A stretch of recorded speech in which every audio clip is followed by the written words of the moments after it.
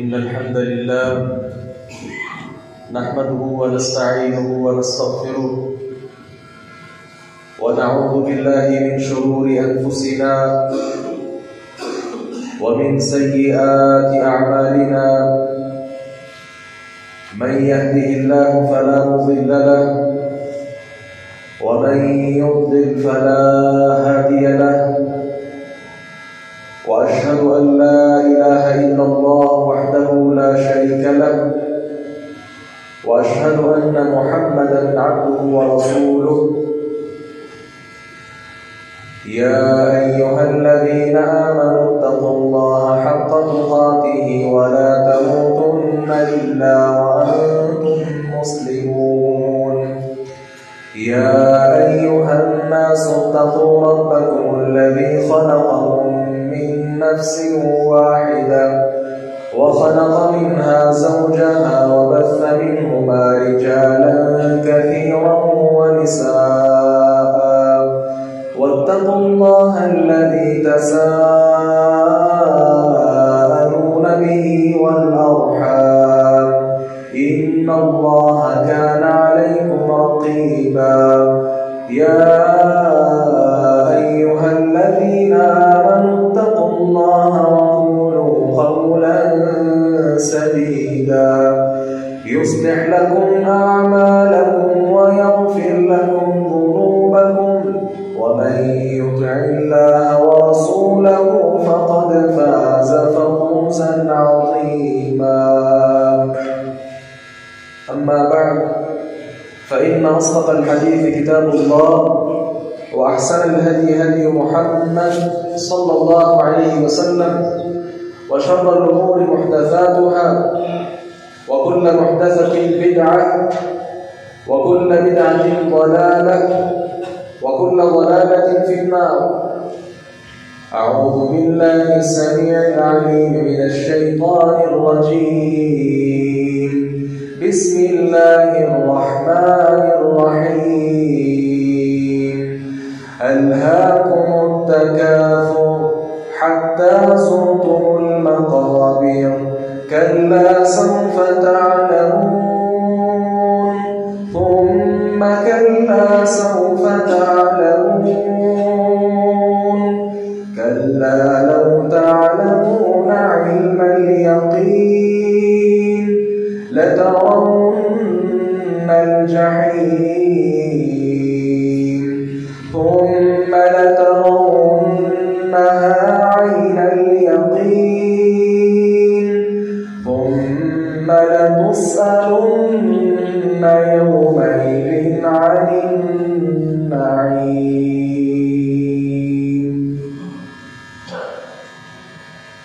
قابل قدر عزیز نوجوان بھائیوں، زندہ دل سفید دیش بزرگوں،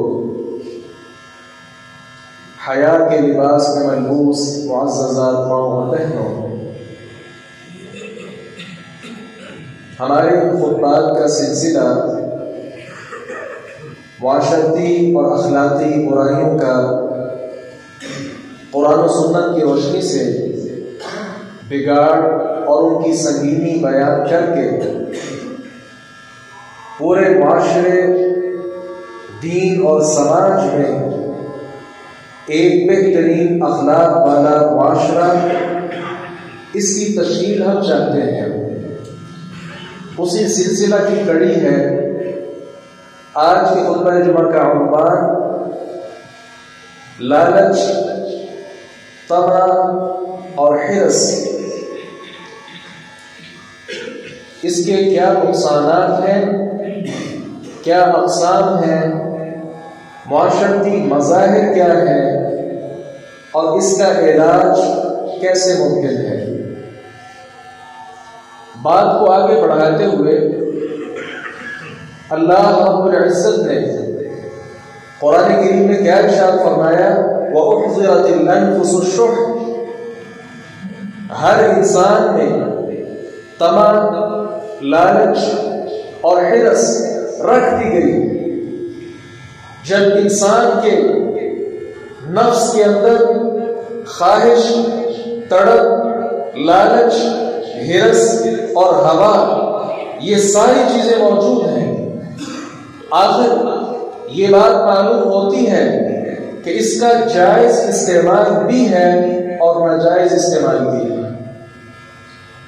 یاد رکھیے، لالچ کہتے کس کو ہے؟ طمع کسے کہا جاتا ہے؟ ہرس کس کو کہتے ہیں؟ انسان کسی بھی چیز کی طمع رکھے کہ فلاں چیز مجھے مل جائے، اور پھر اس کے حصول میں وہ دن رات صبح اور شام کی محنت شاقہ کے بعد اس چیز کو حاصل کر لے، تو اس کو کہتے ہیں فلاں آدمی کو فلاں چیز کی ہرس، طمع اور تمنا ہے۔ لالچ کی نوع کس میں ہوتی ہے؟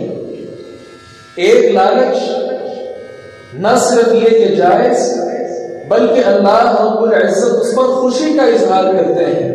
پیغمبر علیہ السلام کی وہ رضا حاصل کرنے کا، اور اسی طرح اہل ایمان بھی وہ طمع، ہرس اور لالچ رکھ کے اپنے آپ کو اللہ رب العزت کے ہاں وہ اجر کا باعث سمجھتے ہیں۔ یاد رکھیے، اللہ رب العزت نے قرآن کریم میں کیا ارشاد فرمایا؟ وَمَا لَنَا لَا نُؤْمِنُ بِاللَّهِ وَمَا جَاءَنَا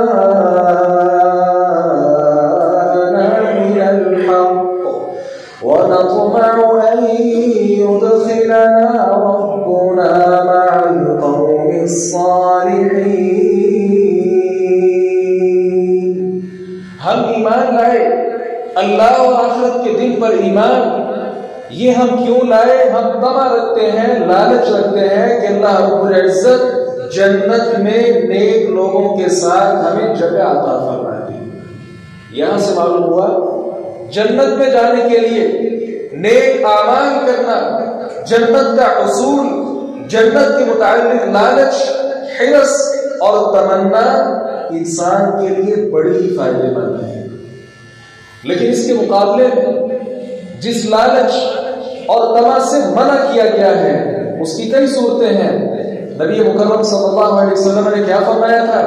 ان مما اخشى عليكم شهوات البغي في بطونكم وفروجكم ومضلات الهوى۔ لوگوں یاد رکھو، میں خدشہ رکھتا ہوں، مجھے یہ خوف لاحق ہے کہ تم پیٹ کے فتنے میں اور شرمگاہ کے فتنے میں مبتلا ہو جاؤ گے، ومضلات الهوى، اور خواہش کے، لالچ کے، تمنا کے، طمع اور ہرس کے فتنے میں مبتلا ہو جاؤ گے۔ اور دوسرے مقام پر آپ نے کیا فرمایا تھا؟ نبی علیہ السلام نے فرمایا مجھے حوض عطا کیا جائے گا، اور اس وقت میں اپنی آنکھوں کے ساتھ وہ حوض کا مشاہدہ کر رہا ہوں۔ یاد رکھنا میری امت، میں شرک کی وجہ سے تم پر زیادہ خائف نہیں ہوں، مجھے سب سے زیادہ خوف تم پر وہ کس چیز کا لاحق ہے؟ وَلَكِنِّي أَخَافُ عَلَيْكُمْ أَن تَنَافَسُوا فِيهَا، مجھے خدشہ اس چیز کا ہے تم دنیا میں رہتے ہوئے دنیا کے حصول، مال کے حصول اور لالچ میں، طمع اور ہرس و تمنا میں مگن ہو جاؤ گے۔ اس کا ہرگز یہ مطلب نہیں جس طرح بعض لوگوں نے سمجھ لیا کہ لوگوں میں شرک پایا ہی نہیں جائے گا۔ نہیں، شرک بہت بڑی بیماری بلکہ سب سے بڑا گناہ ہے، لیکن بات یہ ہے شرک کی نحوست کو الحمدللہ ہر مسلمان سمجھ لیتا ہے، بھاگ لیتا ہے۔ اللہ کے سوا کسی اور کے ترانے گائے جا رہے ہوں، اللہ رب العزت کے سوا کسی اور کو سجدے کیے جا رہے ہوں، شکرانے کے کلمات جب ہم نے پڑھا الحمدللہ رب العالمین، یہ الحمد کا مطلب صرف تعریف نہیں، تعریف تو حمد کا مطلب ہے۔ حمد سے پہلے جو الف لام ہمیں نظر آتی ہے، اس کا مطلب تمام ہے، ہر قسم کی تعریف اللہ کے لیے ہے۔ جب تعریف اللہ کے سوا کسی اور کی بھی کی جائے گی، ہر مسلمان سمجھ لیتا ہے، بھانپ لیتا ہے کہ اللہ کے ساتھ شرک ہو رہا ہے۔ لیکن مال کی طمع، مال کی محبت، مال کی ہرس، دنیاوی جاہ و جلال، بڑے بڑے اہل ایمان بھی اس کی طمع کر بیٹھتے ہیں اور انہیں اس بات کا شعور بھی نہیں ہوتا ہے۔ اس لیے نبی مکرم صلی اللہ علیہ وسلم نے فرمایا کہ مجھے سب سے زیادہ خدشہ کس چیز کا ہے کہ تم دنیا میں مگن ہو جاؤ۔ آگے بڑھیے، یہ لالچ کس قدر بری چیز ہے۔ ہمارا آج کا موضوع بحث وہ ناجائز لالچ، دنیاوی لالچ، مال و متاع کی لالچ، خواہش نفس کی لالچ، اور اسی طرح قیادت اور سیادت کی لالچ اس پر مبنی ہے۔ ہمارے معاشرے میں لالچ کی بہت سی اقسام پائی جاتی ہیں، لیکن سب سے بڑھ کر جو صورت موجود ہے وہ مال کی طمع اور مال کی لالچ ہے۔ مال کے متعلق یاد رکھیے، پیارے پیغمبر صلی اللہ علیہ وسلم نے فرمایا تھا ان لکل امت فتنہ، ہر امت کے لیے ایک نہ ایک آزمائش ہوتی ہے، وفتنۃ امت المال، اور میری امت کی آزمائش یہ مال کے ساتھ ہوگی۔ جب ہمیں یہ بات پیغمبر علیہ السلام نے بیان فرما دی تو ایک مومن کا حق بنتا ہے وہ مال کہاں سے آیا، کیسے آیا، حلال کا یا حرام کا، یہ میرے استعمال میں جب آ گیا، میں نے اس کو حلال میں خرچ کیا یا حرام میں، اس کا صحیح استعمال کیا یا نہیں، یہ ہر انسان پر ذمہ داری عائد ہوتی ہے کہ وہ اس مال کو اپنے اوپر آزمائش و فتنہ نہ بنا لے۔ اور دوسری بات کیا ہے مال کے حوالے سے؟ دوسری بات یہ ہے، پیغمبر علیہ السلام نے آدم کے بیٹے کی جو حرص ہے مال کے حوالے سے وہ کیسے بیان فرمائی؟ آپ نے فرمایا لو کان لابن آدم وادیان من مال لابتغى ثالثا، اگر آدم کے بیٹے کے پاس مال کی دو وادیاں ہوں، یہ اس قدر حریص ہے، اس قدر طمع و لالچ اس کے نفس کے اندر بھر دی گئی ہے، یہ تیسری کی خواہش کرے گا۔ ایک بنگلہ آدمی کے پاس آ جائے وہ دوسرے کی خواہش کرے گا، دوسرا مل جائے اس بوڑھے باپ کو یہ فکر لاحق ہوگی ہمیں تیسرا بنگلہ کیسے ملے گا۔ ایک گاڑی مل گئی دوسری گاڑی کی تلاش میں، دوسری مل گئی تیسری کی تلاش میں، اور اسی طرح انسان قبروں تک پہنچ جاتا ہے۔ آگے بڑھیے، مال کے فتنے کے حوالے سے تیسری بات یہ ہے مال کا فتنہ انسان کو کس قدر تباہ و برباد کر سکتا ہے۔ جامع ترمذی میں معروف روایت ہے، رسول اللہ صلی اللہ علیہ وسلم نے کیا فرمایا تھا؟ ما ذئبان جائعان ارسلا فی غنم بافسد لها من حرص المرء على المال والشرف لدینه۔ یاد رکھو، پیارے پیغمبر صلی اللہ علیہ وسلم نے فرمایا وہ بکریوں کا ڈیوڑ ہو، اس میں اگر دو بھوکے بھیڑیوں کو آپ چھوڑ دیں وہ کس قدر اینٹ سے اینٹ بجا دیں گے، ایک ایک بکری کا وہ کس قدر تماشا کریں گے، سارے کا سارا ریوڑ وہ تباہ و برباد کر دیں گے۔ کتنے نقصان ہوئے؟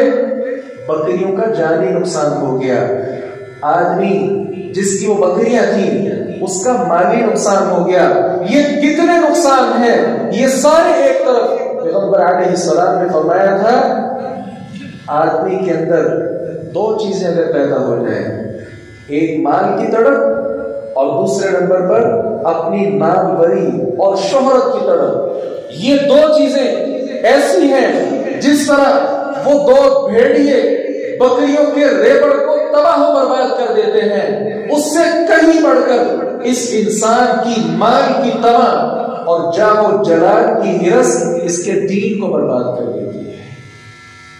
کتنے ہی ایسے لوگ ہیں اللہ والے، تہجد پڑھنے والے، اشراق کی پابندی کرنے والے، رشتہ داروں کے حقوق کا خیال رکھنے والے، صفے اولا کے نمازی، لیکن جب ان کے پاس مال آیا کس قدر وہ فتنوں کے سیلاب کے اندر بہ گئے۔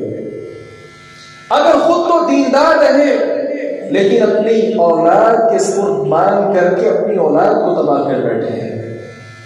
یہ مال کی ہرس، یہ طمع اور لالچ، پیارے پیغمبر صلی اللہ علیہ وسلم نے فرمایا تھا دین کو تباہ کر دینے والی چیز ہے۔ اور چوتھی بات کیا ہے؟ یہ مال کا فتنہ مت سمجھیے کہ یہ کم ہوتا رہتا ہے۔ پیغمبر علیہ السلام نے فرمایا تھا یکبر ابن آدم ویکبر معه اثنان، آدم کا بیٹا جب بڑا ہوتا ہے اس کے ساتھ دو چیزیں بھی بڑی ہوتی جاتی ہیں، حب المال وطول العمر، ایک مال کی محبت اور ایک عمر کا لمبا ہونا، اس کی خواہش۔ انسان جس قدر بڑا ہوتا ہے، بڑھاپا آتا ہے، اس قدر وہ مال کا زیادہ حریص بن جاتا ہے۔ جوانی کے عالم میں خرچ کرنے کی عادت ہے، لیکن بڑھاپے کے عالم میں گر گر کر رکھنے کی عادت ہے۔ جوانی کے عالم میں وہ اپنی جوانی کی کوئی پرواہ نہیں کرتا، لیکن بڑھاپے کے عالم میں اس کی یہ خواہش ہوتی ہے کاش میں اپنی زندگی میں اپنے پوتے بھی دیکھ لوں، اور اگر پوتے دیکھنا نصیب ہو جائے اس کی ہزار ہے یہ خواہش ہوتی ہے کہ کاش ان کی نسل بھی میں آگے دیکھ لوں۔ اس طرح یہ سلسلہ بڑھتا جاتا ہے۔ نبی مکرم صلی اللہ علیہ وسلم نے فرمایا آدمی کی عمر بڑھنے کے ساتھ یہ دو چیزیں بھی بڑھتی رہتی ہیں۔ اور مال کے فتنے کے حوالے سے، مال کی طمع اور لالچ کے حوالے سے پانچویں بات یہ ہے کہ یہ مال انسان کو اللہ رب العزت سے دور کرنے کا سبب بن جاتا ہے۔ وہی بات جو میں پہلے گوش گزار کر چکا، بہت دیندار آدمی، ایمان والا آدمی جب مال و دولت پاس آیا، تہجد بھی گئی، صف اولا کا نمازی تھا وہ بھی چھوڑ دیا، کاروبار میں اس قدر مگن ہوا، نہ اللہ کی پرواہ اور نہ گھر والوں کے حقوق ادا کرنے کی پرواہ ہے۔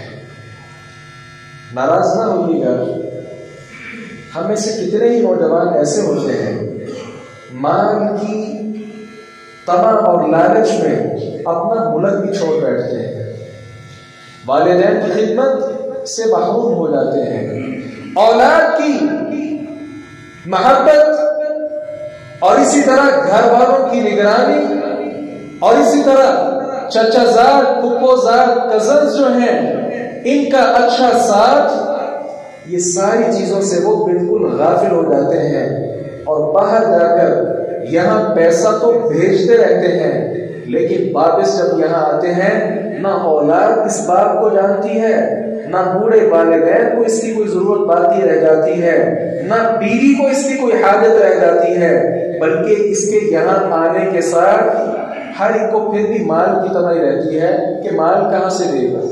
پہلے تو باہر تھا، کھلاتا تھا، اب کہاں سے کھلائے گا، اور یہی ساری زندگی تمام ہو جاتی ہے۔ آگے بڑھیے، عبداللہ ابن مسعود رضی اللہ عنہما کا بیان ہے، رسول اللہ صلی اللہ علیہ وسلم نے فرمایا اقتربت الساعة، قیامت قریب آ چکی ہے، ولا يزداد الناس على الدنيا الا حرصا ولا يزدادون من الله الا بعدا، قیامت قریب آتی جا رہی ہے لیکن لوگ اتنے ہی زیادہ دنیا کے حریص اور رب تعالی سے دور ہوتے جا رہے ہیں۔ چاہیے کیا تھا؟ قیامت قریب آ رہی ہے، لوگوں کو چاہیے تھا کہ وہ اللہ کا قرب حاصل کر کے جنت کا ٹکٹ خرید لیتے۔ اور چھٹی بات یہ ہے، مال کی طمع اور لالچ گزشتہ اقوام کو تباہ و برباد کر دینے کے لیے یہی بات کافی تھی، اور قرآن کریم میں جا بجا اللہ رب العزت نے اس کے تذکرے کیے ہیں، اور ان کا انجام کیا بیان فرمایا؟ اولئک حبطت اعمالهم فی الدنیا والآخرہ واولئک هم الخاسرون۔ یہ گزشتہ اقوام امت اسلامیہ، امت محمدیہ صلی اللہ علیہ وسلم سے کہیں بڑھ کر طاقتور تھی۔ پہاڑوں کو تراشنا اور اس میں عالی شان گھر بنانا آج یہ ممکن نہیں رہا۔ مشینری دور ایک طرف، سائنسی دور ایک طرف، لیکن آج ایک بہت بڑے مضبوط پہاڑ کو تراش کر اس میں خوبصورت بنگلہ شاید اس دنیا میں کوئی نہیں بنا سکتا، لیکن وہ گزشتہ اقوام ان کے تو وہ پہاڑ ہی ان کے مکان ہوا کرتے تھے۔ کتنے دراز قد والے اور کس قدر مضبوط ترین وہ آدمی مال و متاع میں مگن ہو گئے، اللہ کی عبادت کو چھوڑ دیا. طاقت اس قدر ہے، طاقت کے بعد انبیاء میں برسائے، اور کتنے ہی ایسے انبیاء ہیں جن کو موت کے گھاٹ اتار دیا ان ظالموں نے. اللہ رب العزت نے پھر کیا کیا؟ ان کی ساری نیکیوں کو، سارے اعمال کو برباد کر کے ان کو خسارے والے لوگوں میں شمار کر دیا. کیا تھا؟ مال کی طرح اور مال کی ہرس اور تمنا تھی.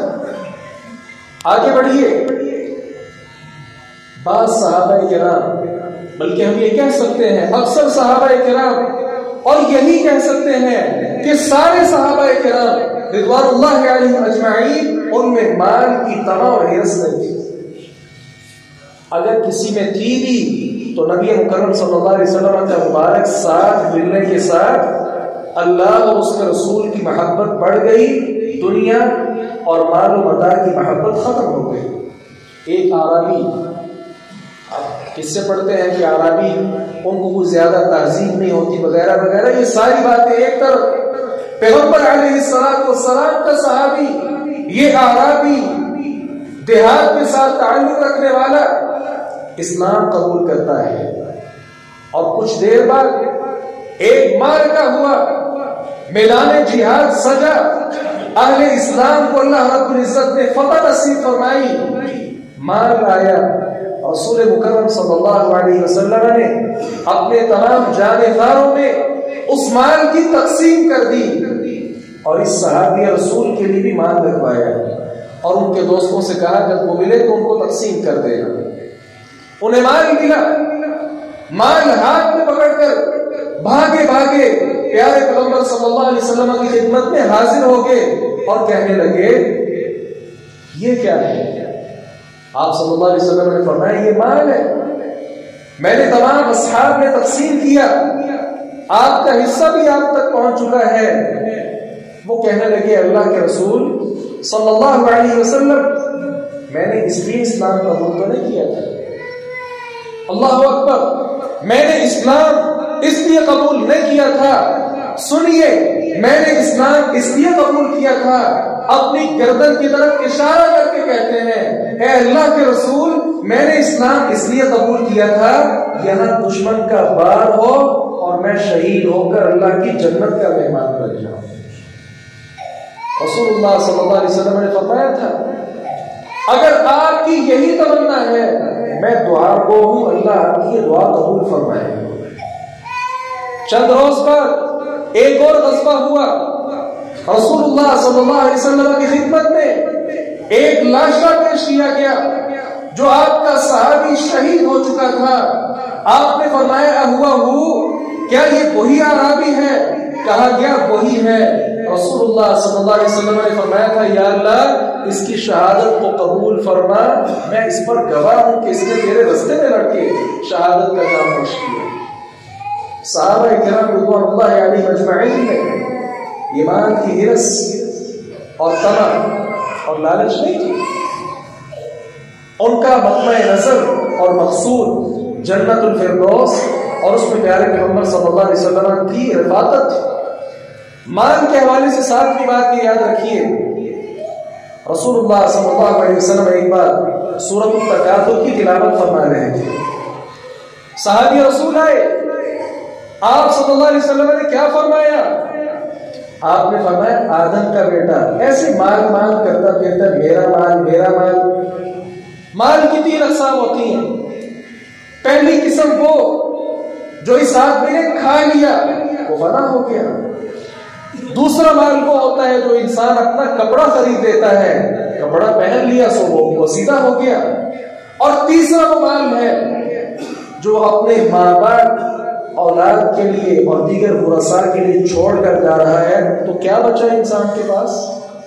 دنیا میں رہا، کھایا پہنا ختم ہو گیا، اور تیسرا حصہ جو باقی رہا یہ تو قبر میں جا رہا ہے، اس کا تو نہیں ہے. پھر انسان مال کے پیچھے کیوں جھگڑا کرتا ہے اور کیوں ایک دوسرے کا خون کے پیاسے بن جاتے ہیں؟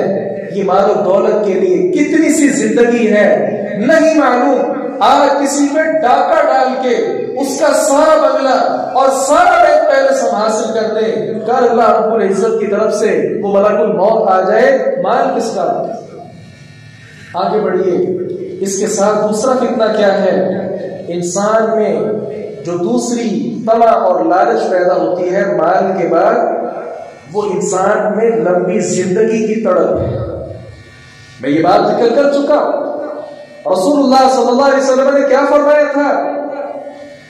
اس کے اندر، ابن آدم کے اندر مال و دولت کے ساتھ زیادہ لمبی عمر کی خواہش، اس نے اس کو مار دیا ہے۔ دنیا میں رغبت یہ ہلاکت کا سبب ہے۔ رسول اللہ صلی اللہ علیہ وسلم نے فرمایا تھا، میں تمہیں اس بات پر ڈرتا ہوں، خوف ہے، جس طرح گزشتہ اقوام میں یہ بیماری آ گئی تھی تم میں بھی آ جائے گی، تم دنیا کی طمع اور لالچ میں مگن ہو جاؤ گے۔ اور دوسری وہی حدیث مبارکہ کہ آپ نے فرمایا کہ دو چیزیں آدم کے بیٹے کے ساتھ بڑی ہوتی رہتی ہیں، حب المال و طول العمر۔ یہاں طول العمر بھی کہا گیا، عمر کا لمبا ہونا۔ اور تیسرے نمبر پر دنیا جو ہے یہ صرف اور صرف کھیل کود کا سامان ہے۔ اللہ رب العزت نے قرآن مجید کئی مقامات پر اس کا تذکرہ کیا، وَمَا الْحَيَاةُ الدُّنْيَا إِلَّا مَتَاعُ الْغُرُورِ۔ یہ دنیا کی زندگی صرف دھوکے کا سامان ہے۔ جب یہ دنیا کی زندگی ہے ہی دھوکے کا سامان، تو پھر انسان لمبی عمر کی دعائیں کیسے مانگ لیتا ہے؟ آخرت کے مقابلے میں یاد رکھیے دنیا کی کوئی حقیقت نہیں۔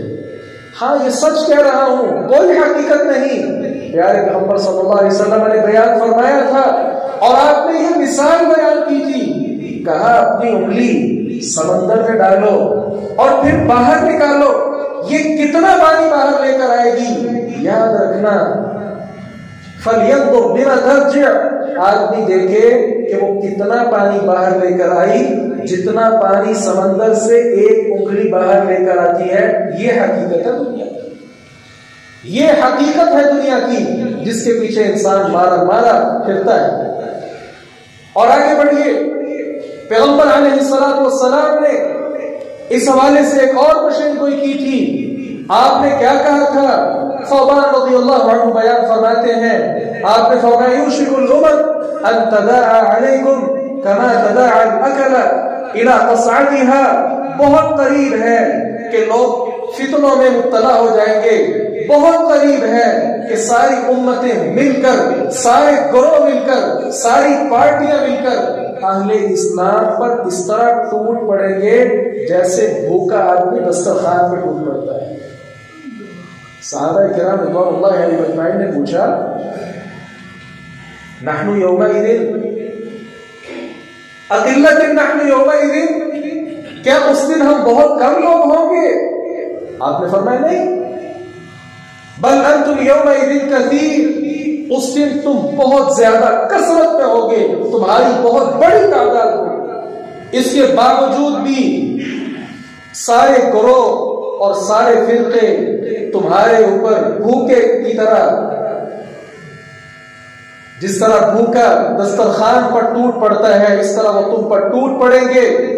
رسول اللہ صلی اللہ علیہ وسلم نے فرمایا وَلَكِنَّكُمْ غُثَاءٌ كَغُثَاءِ السَّيْلِ، تمہاری تعداد تو بہت زیادہ ہوگی لیکن تمہاری حیثیت کیسی ہوگی؟ جیسے سیلاب کے اندر پانی کے اوپر جھاگ ہوتی ہے۔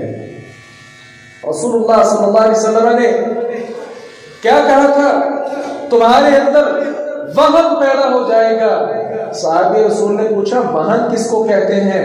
آپ نے فرمایا حب الدنیا وکراہیت الموت، دنیا کے ساتھ محبت کرنا اور موت سے نفرت کرنا۔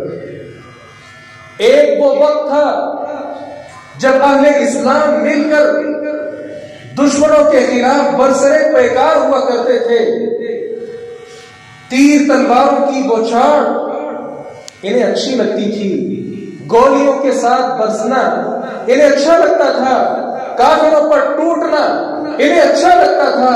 اپنی دنیا، اپنے یہ ساری زندگی اپنی ہتھیلی پر رکھ کر اللہ رب العزت کے دشمنوں کو پاش پاش کرنا اور پیارے پیغمبر صلی اللہ علیہ وسلم کی تعلیمات اور اللہ رب العزت کے فرمان کے مطابق ان کے ایک ایک جوڑ پر حملہ کرنا.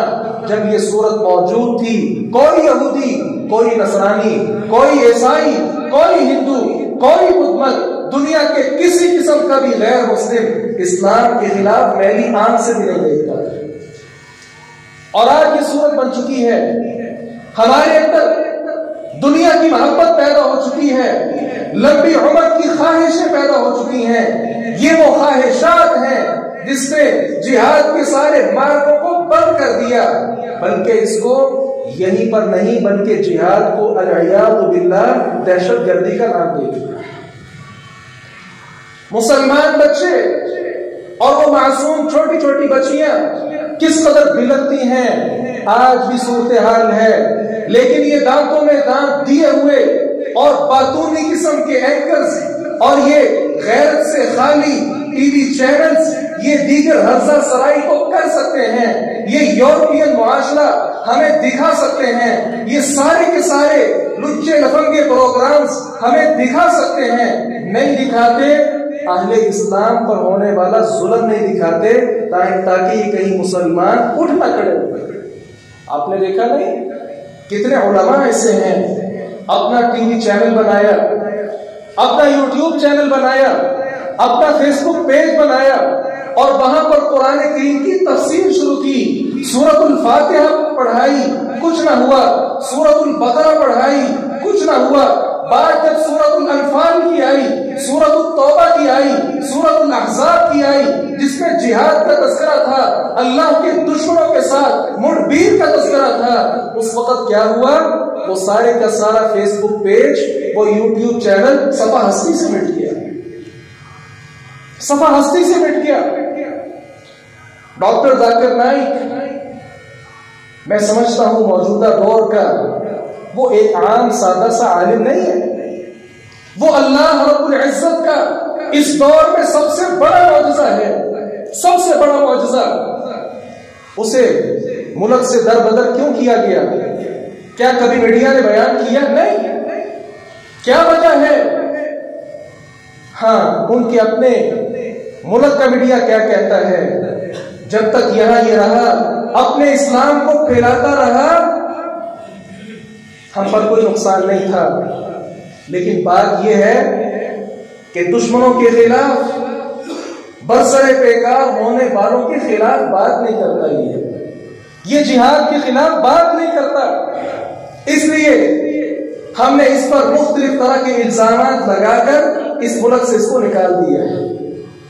یاد رکھیے یہ پیغمبر صلی اللہ علیہ وسلم نے بیان فرما دیا تھا، تمہارے اندر جب وہن پیدا ہو جائے گا دشمن تمہارے اوپر ٹوٹ پڑے گا. اور اس کا سارا اس وقت منظر ہم اپنی گناہ گار آنکھوں کے ساتھ دیکھ رہے ہیں. رسول اللہ صلی اللہ علیہ وسلم نے کئی بات ذکر کر کے ایک یہ بات بھی فرمائی تھی، وَتَرَكْتُمُ الْجِهَادَ، جب تم جہاد چھوڑ دو گے سَلَّطَ اللَّهُ عَلَيْكُمْ ظُلًّا لَا يَنزِعُهُ، اللہ تعالیٰ تمہارے اوپر ایسی ذلت مسلط کرے گا جو ذلت تم سے دور نہیں ہوگی، حَتَّى تَرْجِعُوا إِلَىٰ دِينِكُمْ، یہاں تک کہ تم اپنے دین کی طرف واپس پلٹ جاؤ. جناب عیسیٰ علیہ السلام اس دنیا میں جب تشریف لائیں گے، جہاد کا بول بالا کریں گے، دشمنوں کے خلاف تلوار لے کر ان دشمنوں کا قلع قمع کریں گے، اس وقت پھر ساری دنیا پر اسلام پھر غالب آئے گا. اس لیے میرے عزیز بھائیوں، دنیا کی محبت اور زیادہ لمبی عمر کی جو خواہش ہے اسے ہم اپنے دل سے نکال دیں. اگر آج اللہ کے راستے میں کوئی شہید ہو جائے تو یاد رکھیے گا جان دی ہوئی اسی کی تھی. حق تو یہ ہے کہ حق ادا نہ ہوا، یہ جان اللہ رب العزت نے دی ہے، یہ ہماری کوئی ذاتی چیز نہیں ہے، یہ ایک امانت ہے. اگر اسے اچھے انداز سے استعمال کر لیا جائے تو یاد رکھیے اللہ رب العزت کے ہاں فوز و فلاح اور بلندیاں ہم حاصل کر سکتے ہیں. تیسری چیز طمع اور لالچ کے حوالے سے شہرت ہے. یہ شہرت کا حصول بھی من سمع سمع اللہ بھی ومن یرائی یرائی اللہ بھی، جو اپنی مشہوری چاہتا ہو کہ میرا نام روشن ہو جائے، لوگ مجھے دیکھیں، اللہ رب العزت یہ صورت پیدا کر بھی دیتا ہے، لیکن آخرت کے دن اللہ رب العزت اسے کسی قسم کی کوئی جزا، کوئی بدلہ نہیں دے گا۔ رسول اللہ صلی اللہ علیہ وسلم نے کیا فرمایا تھا؟ قیامت کے دن اللہ کے پاس لوگ آئیں گے، اللہ تعالیٰ ان کو بدلہ دیتا جائے گا، لیکن دنیا میں رہتے ہوئے جو انسان شرک اصغر کا، ریاکاری کا وہ شکار ہو چکا تھا، اللہ تعالیٰ بھیجے گا جن کو دکھانے کے لیے نماز پڑھی تھی نا، ان کے پاس جا کر اجر لے لو۔ تو یہ شہرت کا حصول، یہ بھی ایک ایسا فتنہ ہے جو ہمارے اندر موجود ہے۔ یاد رکھیے، چوتھی صورت کیا ہے؟ لالچ اور طمع کی جو ہمارے معاشرے میں پائی جاتی ہے، وہ قیادت، سیادت اور حکمرانی کا فتنہ ہے۔ یہ ایسا بڑا فتنہ ہے جو انسان کے سارے دین کو تباہ کر دینے کے لیے صرف یہ ایک فتنہ ہی کافی ہے۔ چودراہٹ مت دیکھیے کہ جو حکام بالا ہیں صرف یہی سیاست کرتے ہیں، گھروں میں سیاست نہیں چلتی، اداروں میں سیاست نہیں چلتی، اپنے چھوٹے چھوٹے محلات میں سیاست نہیں چلتی۔ تو بات سمجھنے والی یہ ہے کہ یہ سیاست، قیادت اور سیادت کا فتنہ ہمارے ہاں ہر چھوٹے طبقے سے لے کر بڑے طبقے سب کے اندر موجود ہے، اور یہ ایک فتنہ میں نے ذکر کیا ہمارے دین کو برباد کر دینے کے لیے کافی ہے۔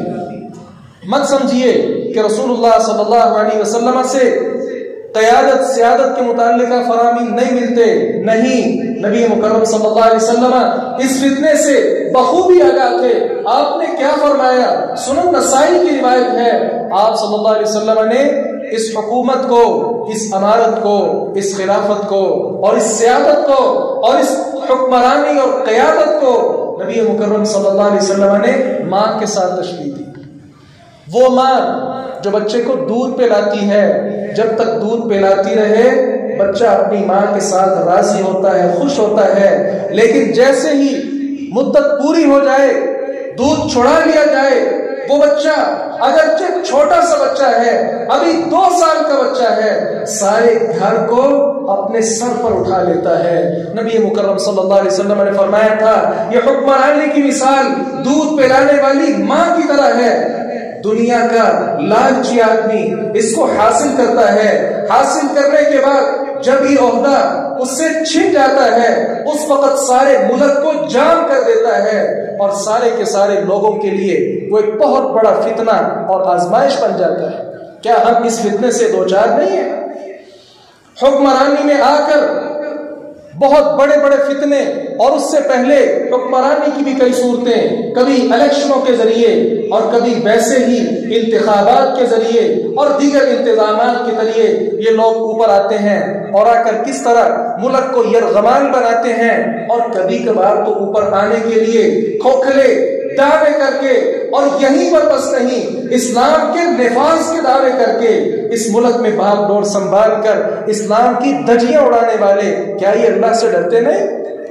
رسول اللہ صلی اللہ علیہ وسلم نے فرمایا تھا، انکم ستحرسون علی الامارہ، لوگو تم امارت پر، حکمرانی حاصل کرنے پر تم حرص رکھو گے، لالچ رکھو گے، طمع رکھو گے، یاد رکھنا وَسَتَكُونُ نَدَامَةً يَوْمَ الْقِيَامَةِ، اور یہ حکومت، یہ سیادت اور یہ مناصب اور یہ عہدے قیامت والے دن آپ کے لیے بہت بڑی ندامت اور شرمندگی کے ایک ساتھ۔ اس لیے عزیز بھائیوں، ہم پہچانیں کہ ہم دنیا میں صرف ایک اللہ کی عبادت کے لیے آئے ہیں۔ دنیا کی حرص، دنیا کی طمع، لالچ بالکل نہیں ہونی چاہیے۔ رسول اللہ صلی اللہ علیہ وسلم نے دنیا میں موجود آدمی کی مثال اس مسافر کے ساتھ دی تھی۔ مسافر اگر لاہور سے کراچی تک سفر کرتا ہے، اپنے پاس کتنا سامان رکھے گا؟ اسے معلوم ہے میں اگر لاہور سے کراچی جا رہا ہوں، ملتان میں نے سٹے کیا، وہاں سٹے کے لیے 15 منٹ 1 گھنٹہ بیٹھنے کے لیے کتنے سامان کی اس کو ضرورت ہے۔ اس طرح اپنی زندگی کو ہم گزاریں اور اسلاف کے واقعات پڑھیں، کس طرح وہ مال و دولت اور دیگر اشیاء سے دور تھے۔ ہاں، جن کو اللہ نے مال عطا کیا ہے، عثمان ابن عفان رضی اللہ عنہ کی طرح، عبد الرحمن ابن عوف کی طرح اور دیگر صحابہ کرام کی طرح اگر وہ خرچ کرتے ہیں، مساجد کی تعمیر ہے اور اسی طرح دیگر نیک کاموں میں وہ خرچ کرتے ہیں رسول اللہ صلی اللہ علیہ وسلم کے فرمان کے مطابق، یہ بہت ہی زیادہ اللہ رب العزت سے اجر حاصل کر سکتے ہیں۔ اللہ تعالیٰ سے دعا ہے باری تعالیٰ حق بات کو سمجھنے اور اس پر عمل پیرا ہونے کی توفیق عطا فرمائے۔ وآخر دعوانا الحمد للہ رب العالمین۔ إن الحمد لله نحمده ونستعينه ونستغفره ونعوذ بالله من شرور أنفسنا ومن سيئات أعمالنا، من يهده الله فلا مضل له ومن يضلل فلا هادي له، وأشهد أن لا إله إلا الله وحده لا شريك له، وأشهد أن محمدا عبده ورسوله، أما بعد۔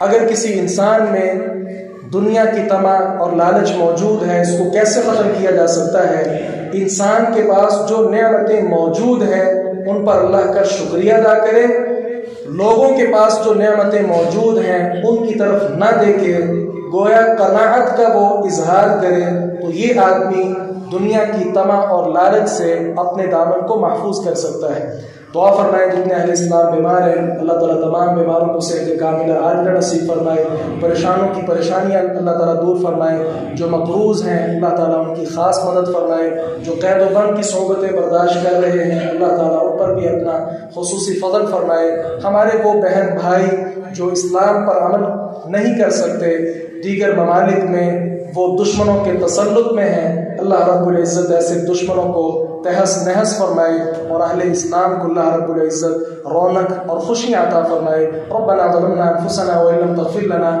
وترحمنا لنكونن من الخاسرین۔ جو اہل اسلام مسجدوں کے ساتھ محبت کرتے ہیں، تعاون کرتے ہیں، اللہ تعالیٰ ان کے مال و دولت میں بہت سی خیر اور بھلائیاں نصیب فرمائے۔ سبحان ربک رب العزت عما یصفون وسلام علی المرسلین والحمد للہ رب العالمین۔